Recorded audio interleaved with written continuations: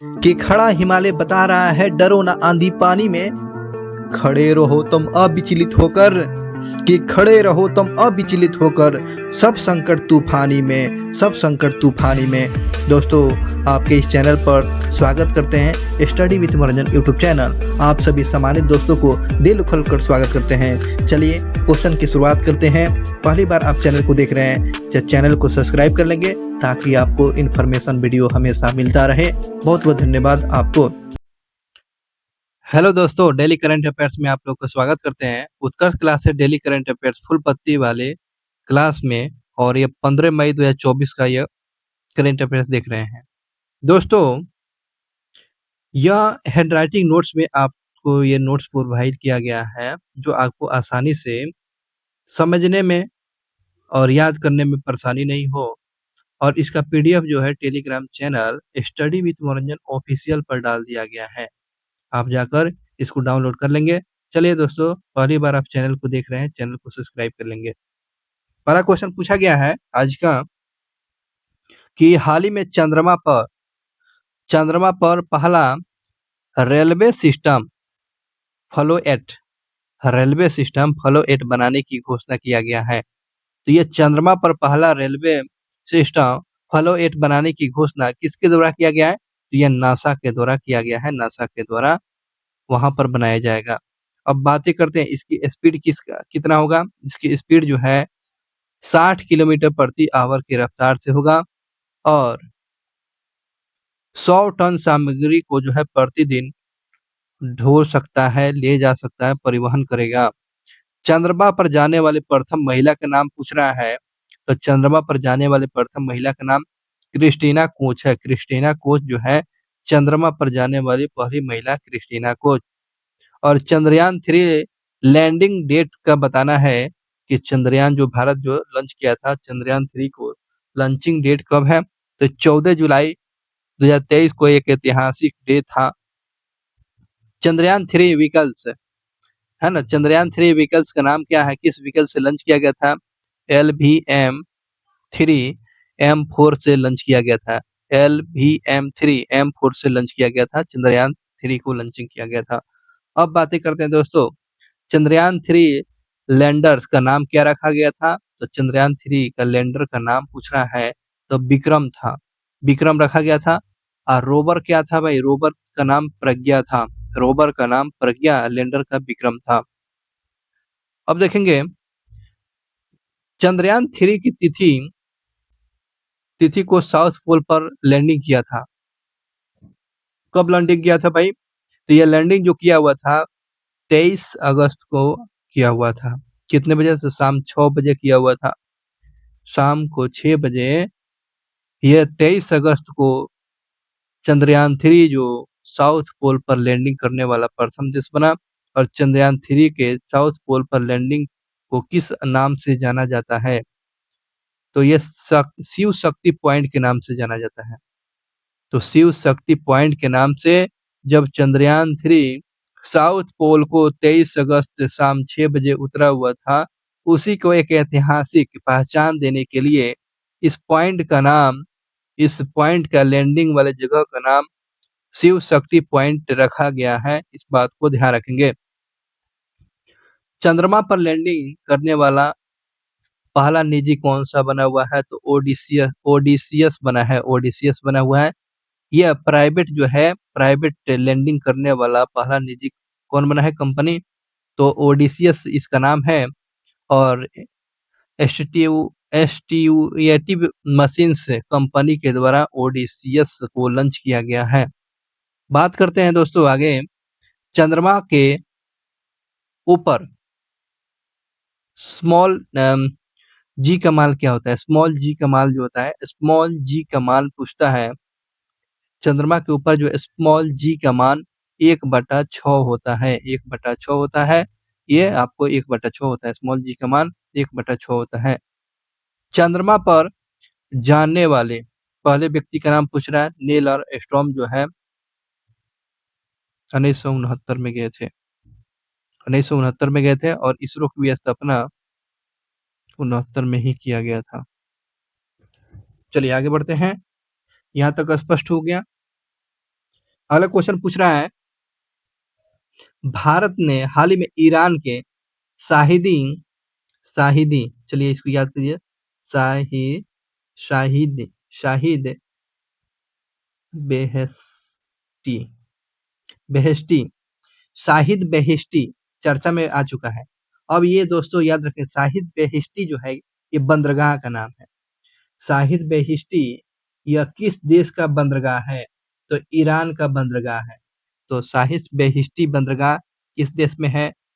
Iran में है, जो भारत जो है 10 वर्षों के लिए अनुबंध पर ले लिया है। तो ये भारत जो है शाहिद बेहिश्ती बंदरगाह को 10 सालों के लिए अनुबंध पर लिया है। अब बातें करते हैं कि ग्वाटर ग्वाटर बंदरगाह ग्वाटर बंदरगाह का निर्माण किसने किया है? तो ग्वाटर बंदरगाह का निर्माण चीन ने किया है। ग्वाटर बंदरगाह का निर्माण चीन के द्वारा किया गया है। चाहबार बंदरगाह पूछता रहता है, चाहबार बंदरगाह ये भारत के द्वारा इस पर काम किया गया ईरान में। अब चाहबार बंदरगाह विकसित कर लेने के बाद कौन सा 10 वर्षों के लिए लिया है? शाहिद बेहिश्ती बंदरगाह को लिया गया। बेहिश्ती इंपॉर्टेंट, इस बात को ध्यान रखेंगे। चाबहार बंदरगाह का निर्माण करने वाला भारत है और 2016 से भारत इसका निर्माण कर रहा था। ग्वादर गवाटर गवादर है ना, इसको ग्वादर बंदरगाह को संतुलित करने वाला चाबहार बंदरगाह का उद्देश्य था।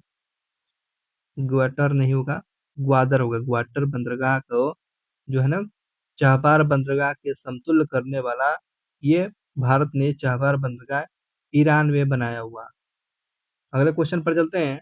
चाबहार बंदरगाह जो है दो बंदरगाह, चाबहार बंदरगाह में दो बंदरगाह हैं, शाहिदी बेहिश्ती और शाहिद कलंतरी है ना। शाहिद बेहिश्ती और शाहिद कलंतरी ये चाबहार बंदरगाह का प्रमुख दो बंदरगाह है।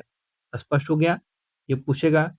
शाहिद बेहिश्ती, शाहिद कलंतरी, ठीक है, ये चाबहार बंदरगाह का प्रमुख जो बंदरगाह है ईरान का।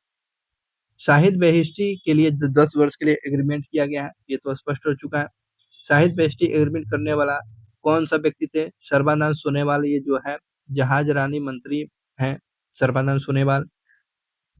अब बात करते हैं संचालन करने वाले कंपनी कौन है? IPGL हो गया। तो IPGL, तो इसका फुल फॉर्म भी ध्यान रखेंगे, इंडिया पोस्टल ग्लोबल लिमिटेड इसका नाम है। ईरान की राजधानी क्या है दोस्तों? ईरान की राजधानी तेहरान है। ईरान की राजधानी तेहरान है। ईरान में स्थित मरुस्थल का नाम क्या है? तो दस्ते कबीर और दस्ते लूट है। दस्ते कबीर और दस्ते लूट कहाँ का मरुस्थल है? तो ईरान का है मरुस्थल। ईरान के पार्लियामेंट की बात करते हैं, मजलिस। ईरान के पार्लियामेंट का नाम क्या? मजलिस है। 2 फरवरी को जानते हैं, 2 फरवरी 1971 को रामसर कन्वेंशन आयोजित किया गया था। कहाँ? ईरान में ही हुआ था। कहाँ हुआ था दोस्त? ईरान में ही हुआ था। रामसर साइट कहाँ है? तो ईरान में 2 फरवरी को आर्द्र भूमि दिवस मनाते हैं। आर्द्र भूमि दिवस 2 फरवरी को मनाते हैं। रामसर कन्वेंशन कब लागू किया गया? 1975 में लागू किया गया। 71 में बना हुआ था और 75 में ये लागू कन्वेंशन शुरू हो गया, लागू हो जाता है। और 2 फरवरी को आर्द्र भूमि दिवस मनाते हैं, इस बात को तो ध्यान रखेंगे। और भारत जो है रामसर साइट में कब शामिल होता है? रामसर कन्वेंशन में शामिल हुआ था, 1982 में शामिल होता है। और इस प्रकार भारत में कुल रामसर साइटों की संख्या कितना है? 80 है। रामसर साइटों की संख्या कितनी है दोस्तों? 80 है। 80 है रामसर साइटों की संख्या, 80 भारत शामिल हुआ था 1982 में, ठीक है ना। बात करते हैं मटाला मटाला एयरपोर्ट। मटाला एयरपोर्ट देखिए चर्चा में बना हुआ। मटाला एयरपोर्ट कहाँ है? तो मटाला एयरपोर्ट जो है श्रीलंका में है। मटाला एयरपोर्ट पूछेगा तो यह एयरपोर्ट जो है मटाला एयरपोर्ट श्रीलंका में है।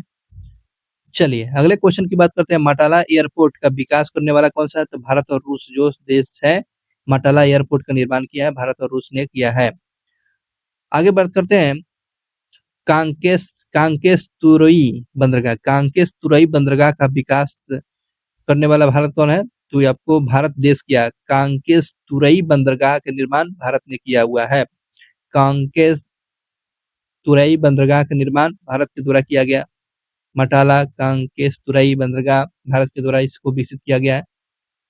अगले क्वेश्चन पर चलते हैं।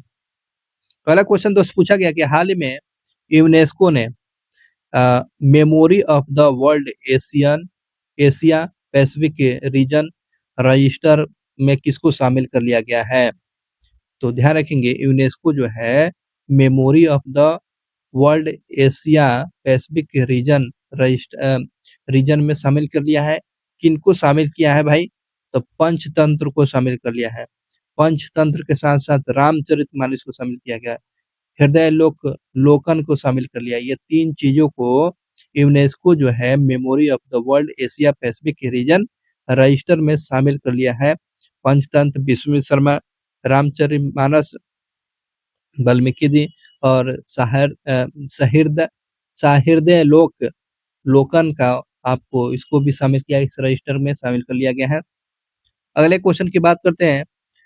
यूनेस्को यूनेस्को का मुख्यालय कहाँ है, पेरिस में। यूनेस्को का मुख्यालय दोस्त कहाँ है, पेरिस में है। यूनेस्को का मुख्यालय पेरिस में।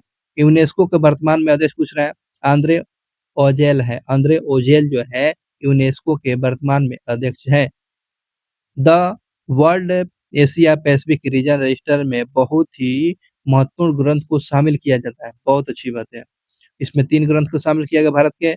इसमें पंचतंत्र, रामचरितमानस और सहृदय लोकन को इसको शामिल कर लिया गया है। हम तुलसीदास है दोस्तों रामचरितमानस का लेखक कौन है, गोस्वामी तुलसीदास है। रामचरितमानस के रचनाकार कौन है, तो गोस्वामी तुलसीदास। पंचतंत्र के पंडित विष्णु शर्मा और सहृदय लोकन का रचनाकार आचार्य आनंद बर्मन है। आचार्य आनंद बर्मन हृदय सहृदय लोकन का रचनाकार जो पूछेगा आचार्य आनंद वर्धन का नाम याद रखेंगे। अगले क्वेश्चन की बात करते हैं। उलान बटोल मंगोलिया की बैठक हो रही थी, वहीं सम्मेलन शामिल किया गया। ठीक है ना, उलान बटोल मंगोलिया में इसकी बैठक हो रही, वहीं पर इसको शामिल किया गया है। और इसकी बात करते हैं 1992 में शामिल किया, 1992 में इसकी स्थापना किया गया। आगे बढ़ते हैं कि यूनेस्को की 2024 की बैठक कहाँ पर आयोजित होने वाली है, तो भारत में होने वाली है ना। यूनेस्को 2024 की बैठक कहाँ शामिल होने वाली है, ये भारत में होने वाली। और यूनेस्को वर्ल्ड हेरिटेज में भारत के कितने साइट को शामिल किया गया है, यूनेस्को के वर्ल्ड हेरिटेज साइट को शामिल किया गया है 42 को शामिल किया गया, 42 को शामिल किया गया 42 को। नवीन वर्ल्ड हेरिटेज को कौन सा बनाया, तो हेलेश्वर मंदिर जो कर्नाटक में है। हेलेश्वर मंदिर कहाँ है भाई, जिसको नया वर्ल्ड हेरिटेज नवीनतम वर्ल्ड हेरिटेज में शामिल कर लिया गया है। हलेश्वर मंदिर कर्नाटक में है और वर्तमान में 42 को हेरिटेज है। इसका बैठक भारत में किया गया है। आगे बात करते हैं, इसकी स्थापना पूछ रहा है 1992 में किया गया है। 1992 में इसका बैठक अभी हाल फिलहाल में कहा, तो उलान बटोल मंगोलिया में बैठक किया गया था। आगे बढ़ते हैं कि 41वां वर्ल्ड हेरिटेज कौन है भाई, 41वां वर्ल्ड हेरिटेज जो है शांति निकेतन जो है पश्चिम बंगाल में है। 41वां वर्ल्ड हेरिटेज पूछेगा तो किस क्या बताएंगे, शांति निकेतन पश्चिम बंगाल का। 40वां पूछेगा वर्ल्ड हेरिटेज में, तो धौलावीरा गुजरात को वर्ल्ड हेरिटेज में शामिल कर लिया गया है। और 39वां वर्ल्ड हेरिटेज में रंपा मंदिर रंपा मंदिर जो है तेलंगाना में, रंपा मंदिर तेलंगाना को ये जो है मंदिर को शामिल कर लिया गया है 39वें नंबर का हेरिटेज। 40वें नंबर पर आपको धौलावीरा को और 41वें नंबर को आपको पश्चिम बंगाल में शांति निकेतन को शामिल कर लिया गया है। वर्तमान में अमूर्त धरोहर कितनी है भाई, तो वर्तमान में अमूर्त धरोहरों की संख्या 15 है। वर्तमान में अमूर्त धरोहरों की संख्या आपको 15 है और वर्ल्ड हेरिटेज की संख्या 42 हो चुका है। चलिए आगे बात करते हैं। नवीनतम अमूर्त को कौन सा है, तो भाई गरबा को है नवीनतम जो है नया अमूर्त में धरोहर में कौन सा शामिल हुआ है, तो गरबा गुजरात का नृत्य है। The winner of mind set के लेखक कौन है, तो सेन वार्न जो है the winner of mind set इनके द्वारा रचना लिखा गया है। Four star for destiny, four star of destiny Manoj Mukund के द्वारा लिखा गया है। फोर स्टार ऑफ डेस्टिनी जो है मनोज मुकुंद के द्वारा लिखा गया है। आगे बात करते हैं कैंसप्रेटी, कैंसप्रेटी ग्वेटा राजपक्षे के द्वारा इसको लिखा गया। केनाइफ, केनाइफ जो लिखा गया, केनाइफ ये सलमान रुश्दी के द्वारा, है ना। आगे बात करते हैं the idea of democratic, the idea of democratic ये किसका पुस्तक है? सैम पित्रोदा का है, सैम पित्रोदा का ये आपको पुस्तक द आइडिया ऑफ डेमोक्रेटिव, इसी पर तो बवाल हुआ है, अब तो न्यूज में देखे होंगे, याद रखेंगे। आगे बढ़ते हैं कि हाल ही में भारत की पहली बार भारत पर्व का आयोजन कहाँ किया गया? कांस में आयोजित किया गया। पहली बार जो है कांस में भारत पर्व का आयोजन किया गया है। ये कांस फिल्म फेस्टिवल 2024 में फ्रांस में आयोजित हो रहा है। जो भारत पर्व का आयोजन जो है फ्रांस में कांस में आयोजित किया गया है। अगले क्वेश्चन पर चलते हैं। यह भारत की पहली बार अपना भारत पर्व मनाने वाला है। ठीक है, भारत ने यहाँ पर अपना पेवेलियन पेवेलियन स्थापित किया है। भारत ने अपना पहला पेवेलियन को स्थापित किया हुआ है। इसको डिजाइन करने वाला इंस्टीट्यूट ऑफ डिजाइन अहमदाबाद को है, इसको पेवेलियन को जो बनाया है। अगले बढ़ते हैं।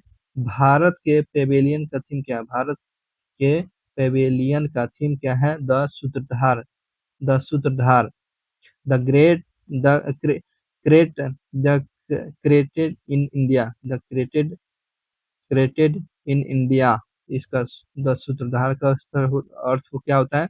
The created in India. अगले क्वेश्चन पर चलते हैं दोस्तों। क्वेश्चन पूछा गया भारत के सिनेटोग्राफ कौन है? सिनेटोग्राफ जो कौन है? तो संतोष सिवन जो है, संतोष सिवन आपको भारत के सिनेटोग्राफर है। अगले क्वेश्चन की बात करते हैं।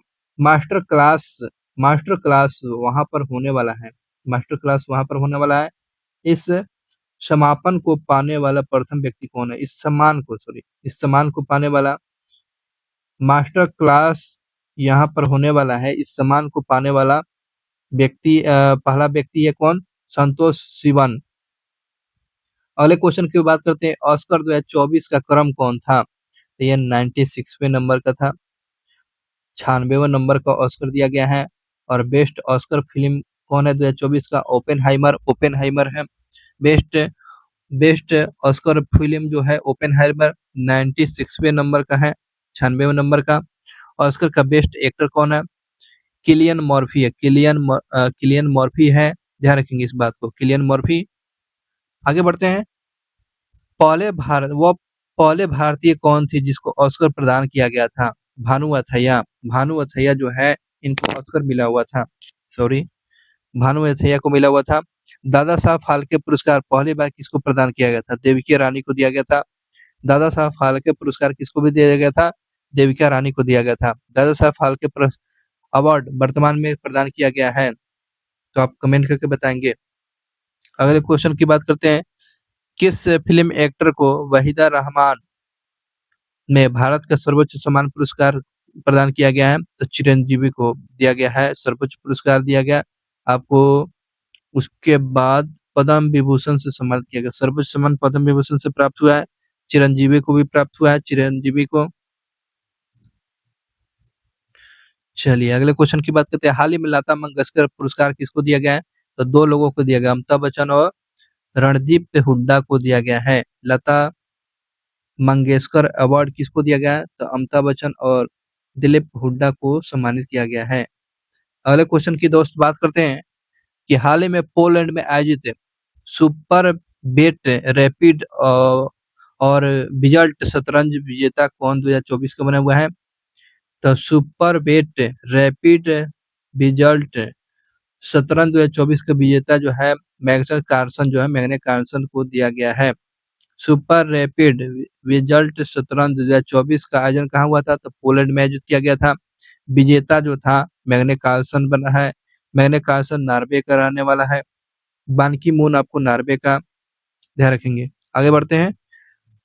मैग्ने कार्लसन पूरे वर्ल्ड में नंबर 1 का खिलाड़ी है। मैग्ने कार्लसन जो है पूरे नंबर 1 खिलाड़ी है ना? इसका आयोजन जो किया गया था, इसका आयोजन जो पोलैंड में किया गया था।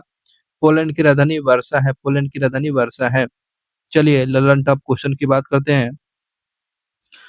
शतरंज मास्टर, चलिए यहाँ पर बात करते हैं। पहले भारतीय ग्रैंड मास्टर कौन बने? तो पहले भारतीय ग्रैंड मास्टर विश्वनाथ आनंद बने। पहले ग्रैंड मास्टर विश्वनाथ आनंद। पहली महिला ग्रैंड मास्टर जो विजय लक्ष्मी। पहली महिला ग्रैंड मास्टर विजय लक्ष्मी।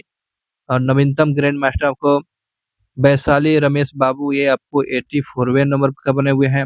नवीनतम ग्रैंड मास्टर वैशाली रमेश बाबू 84वें नंबर का बना हुआ है।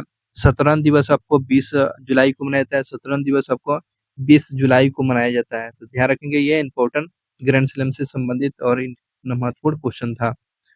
पहले क्वेश्चन देखेंगे। हाल ही में साहित्य अकादमी फेलोशिप पे किसे सम्मानित किया गया है? साहित्य अकादमी फेलोशिप किसको सम्मानित किया गया? रस्किन बॉन्ड को सम्मानित किया गया है। साहित्य अकादमी फेलोशिप किसको सम्मानित किया गया? रस्किन बॉन्ड को सम्मानित किया गया है। इस बात को ध्यान रखेंगे। और साहित्य अकादमी सर्वोच्च फेलोशिप सम्मान से पुरस्कृत होता है। ठीक है ना? साहित्य अकादमी की स्थापना पूछ रहा है। साहित्य अकादमी की स्थापना आपको 1954 में किया गया। साहित्य अकादमी की स्थापना 1954 में। कितनी भाषा में ये पुरस्कार दिया जाता है? तो 22 भाषाओं में साहित्य अकादमी पुरस्कार दिया जाता है। संविधान की 22 भाषाएं हैं। इसके अतिरिक्त कौन 2 भाषाएं हैं? 24 भाषाएं हो जाती है। अंग्रेजी और राजस्थानी भाषा को साहित्यिक अकादमी फेलोशिप प्रदान किया जाता है, तो इस बात को ध्यान रखेंगे। रस्किन बॉन्ड की पुस्तक द द ब्लू अम्ब्रेला, है ना? The blue umbrella, the golden girl, ये आपको रस्किन बॉन्ड का महत्वपूर्ण पुस्तक है। अगला क्वेश्चन ललन टॉप क्वेश्चन देखेंगे। व्हिटली अवार्ड किसको दिया? व्हिटली अवार्ड जो है किसको प्रदान किया गया? पूर्णिमा देवी बर्मन को दिया गया है। व्हिटली अवार्ड किसको दिया गया? पूर्णिमा देवी बर्मन को दिया गया है। व्हिटली अवार्ड गो ग्रीन पुरस्कार अवार्ड कहते हैं। व्हिटली अवार्ड को कौन सा अवार्ड बोलते हैं दोस्तों? व्हिटली अवार्ड को go green award Oscar award कहते हैं। गो ग्रीन ऑस्कर अवार्ड बोला जाता है व्हिटली अवार्ड को, जो आपको किसको दिया गया? पूर्णिमा देवी बर्मन को दिया गया है। पूर्णिमा देवी बर्मन कहाँ के रहने वाली है? तो असम के रहने वाली है, जिसको व्हिटली अवार्ड दिया गया है, जिसको गो ग्रीन ऑस्कर के नाम से जाना जाता है। याद हुआ? पूर्णिमा देवी बर्मन को व्हिटली अवार्ड प्राप्त करने वाली कौन सी महिला है? तो ये आपको दूसरी बनी हुई है। दूसरा प्राप्त हुआ है, दूसरा बार इनको प्राप्त हुआ है। मन की ये दूसरा नंबर की व्यक्ति है, 2 बार नहीं मिला हुआ है। हाल ही में साहित्य अकादमी पुरस्कार हिंदी भाषा के लिए किसको दिया गया भाई? संजीव जी को दिया गया है ना? हिंदी में साहित्य अकादमी पुरस्कार हिंदी भाषा में दिया गया। साहित्य अकादमी पुरस्कार हिंदी भाषा में किसको दिया गया? संजीव जी को दिया गया। संजीव जी को दिया गया है। और किस उपन्यास के लिए मिला है? तो मुझे पहचानो के लिए। मुझे पहचानो उपन्यास किसका? संजीव जी को हिंदी भाषा के लिए मिला है साहित्य अकादमी पुरस्कार। संजीव जी कहाँ के रहने वाले हैं? तो उत्तर प्रदेश के रहने वाले हैं, इस बात को ध्यान रखेंगे। महत्वपूर्ण कुछ पुरस्कार की बात कर लेते हैं। कुछ इंपॉर्टेंट पुरस्कार जो है, एम एस स्वामीनाथन पुरस्कार जो किसको दिया गया? बी आर कम्बोज को मिला है। एम एस स्वामीनाथन पुरस्कार पूछ रहा है, तो बी आर कम्बोज को दिया गया है। इंपॉर्टेंट क्वेश्चन याद रखेंगे। एबल पुरस्कार आपको मिशेल टेल ग्रैंड को दिया गया। मिशेल टेल ग्रैंड को दिया गया कौन सा पुरस्कार? एबल पुरस्कार, जिसको गणित का नोबेल पुरस्कार बोला था। एबल पुरस्कार मिशेल टेल ग्रैंड को दिया गया है, इस बात को ध्यान रखेंगे। Golden man golden man award दिया गया। गोल्डन मैन अवार्ड आपको अशोक और आलोक शुक्ला को मिला है। आलोक शुक्ला को गोल्डन मैन अवार्ड से सम्मानित किया गया है। आलोक शुक्ला को दिया गया है गोल्डन मैन अवार्ड से सम्मानित किया गया है। मिस वर्ल्ड का खिताब किसने जीता है? तो क्रिस्टीना पिस्तुकवा जीती हुई है। क्रिस्टीना पिस्तुकवा आपको मिस वर्ल्ड का खिताब अपने नाम की है। मिस वर्ल्ड क्रिस्टीना पिस्तुकवा को मिस वर्ल्ड का खिताब जीती हुई है। साहित्य अकादमी के प्रमुख कौन है? तो माधव कौशिक। माधव कौशिक साहित्य अकादमी के प्रमुख के रूप में काम कर रहे हैं। माधव कौशिक इस बात को ध्यान रखें। एक बार और याद कीजिए, आपको एम एस स्वामीनाथन पुरस्कार आपको बी आर कम्बोज को दिया गया है, एबल पुरस्कार मिशेल टेलग्रेंट को दिया गया है, और वही क्वेश्चन गोल्डन मैन पुरस्कार आपको अशोक शुक्ला को दिया गया है, मिस वर्ल्ड क्रिस्टीना पिस्कुआ को दिया गया है, साहित्य अकादमी का प्रमुख कौन है, तो माधव कौशिक है, माधव कौशिक। चलिए अगले क्वेश्चन की दोस्त बात करते हैं कि हाल ही में centre centre for world university ranking में भारत के सबसे अच्छे संस्थान का दर्जा किसको दिया गया है, तो अहमदाबाद को दिया गया है। आईआईएम है ना, आईआईएम अहमदाबाद को जो है centre for world university ranking में सबसे अच्छा संस्थान का दर्जा आईआईएम अहमदाबाद को दिया गया है। आईआईएम का मतलब क्या होता है, तो इंडियन इंस्टीट्यूट ऑफ मैनेजमेंट को दिया गया है, अहमदाबाद में है। और इसमें जो है पूरे विश्व में 200 संस्थानों में विश्वविद्यालयों को शामिल किया गया है। और पूरे विश्व में प्रथम स्थान की बात करते हैं, हार्वर्ड यूनिवर्सिटी यूएसए को मिला है, हार्वर्ड यूनिवर्सिटी यूएसए के प्रथम स्थान मिला है।